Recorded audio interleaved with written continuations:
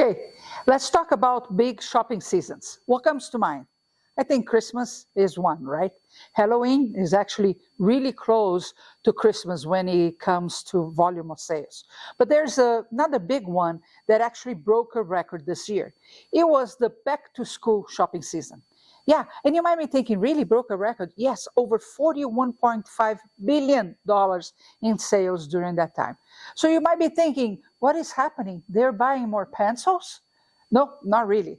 There's a big shift that happened. It started actually with the pandemic. The moment that we decided that electronics were crucial into learning, and we started investing in electronics for kids. And that is exactly what's happening now with the shopping list for back to school season, because we're adding more electronics to our list for the school, right?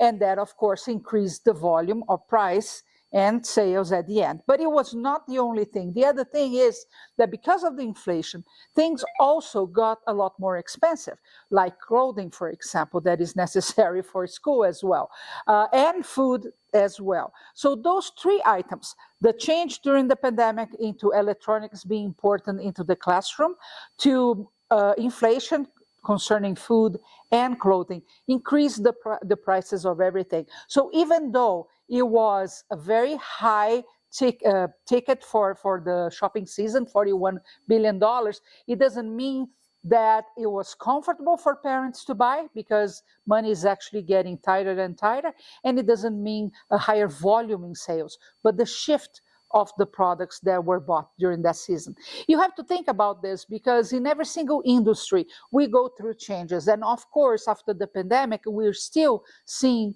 changes in consumer behavior. That the way we used to do things, we're not doing things anymore that same way. I'll give you another example. Prime Day with Amazon. Right? Prime Day with Amazon before was all about, I'm going to get that electronic that I really want. You know, there was a luxury thing that you could go and get it.